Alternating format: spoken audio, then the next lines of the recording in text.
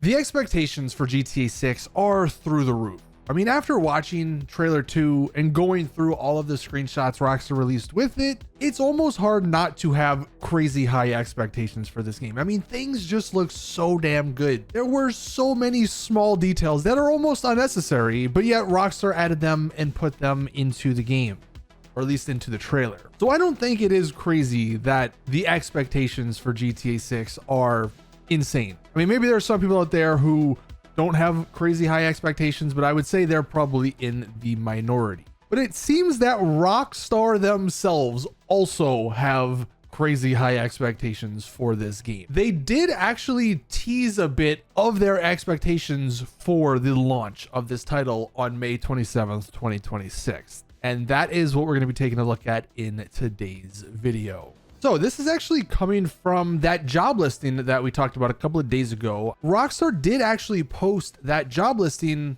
with some extra text before they then took that text out, probably because they didn't want people, the public, to, know their expectations for this game. But as we can see in this paragraph right here, with the continued growth of Grand Theft Auto Online and the upcoming release of GTA 6, the successful candidate will lead both the evolution and operation of the data platform, supporting what will be the largest game launch in history, ensuring it scales to deliver an exceptional experience for millions of players worldwide.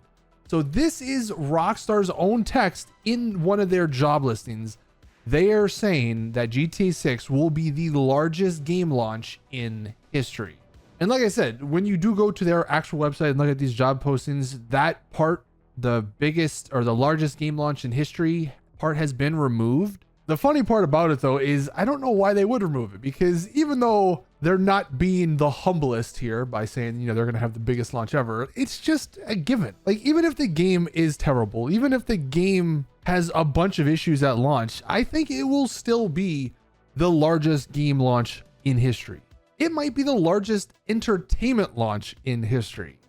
I mean, Rockstar actually holds that title for 2 of the, I think, top 3 games for launches. Of course, Red Dead Redemption 2, it earned a record-breaking 725 million opening weekend, which, if we do scroll down here, that is the biggest. I mean, at least back in 2018 when this happened. I'm not sure if there's been anything bigger, but at the time, this was the biggest opening weekend in the history of entertainment. That even topped movies like Infinity Wars, which only got 640 million during its opening weekend. Now, the reason GTA 5 isn't at the top is because it mentions here GTA 5 was launched on a Tuesday, so that's why it couldn't, I guess, make the cut for the biggest opening weekend, because there was a couple of days before that. But as far as game launches go, GTA 5 is still the leader. It made more than 1 billion, and nothing has come close to that. Like we said, RDR2 in its first couple of days had 725 million. The only other one that I think came close was Cyberpunk.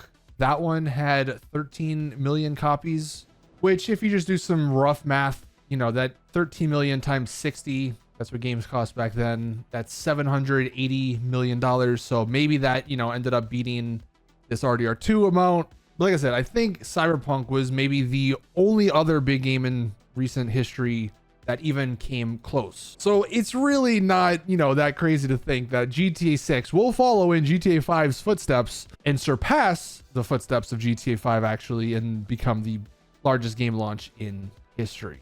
What I think is going to be very funny and for sure interesting to see how the entire world just reacts on like May 26th and May 27th.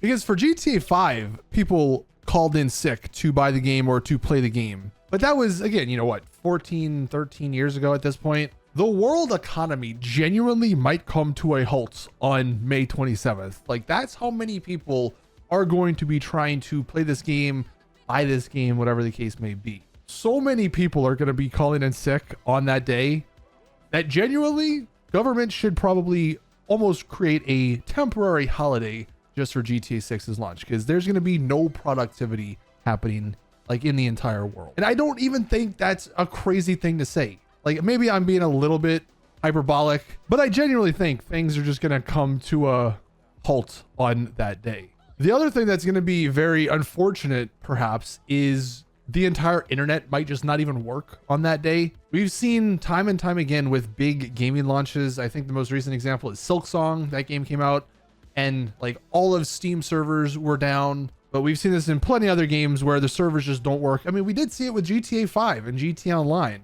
The servers did not work for like an entire week when that game, well, when the online portion launched. So there might actually be a handful of days, if not a week as well, where just the internet, the servers on however many websites flat out don't work. The Xbox store might be down. The PlayStation store might not even let you download the game. That's how many people are trying to access it.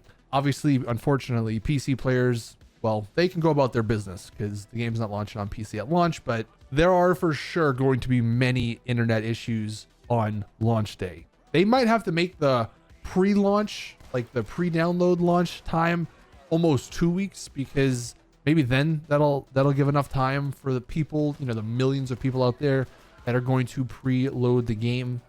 But like I said, I think it's for sure going to be a wild thing, a wild time.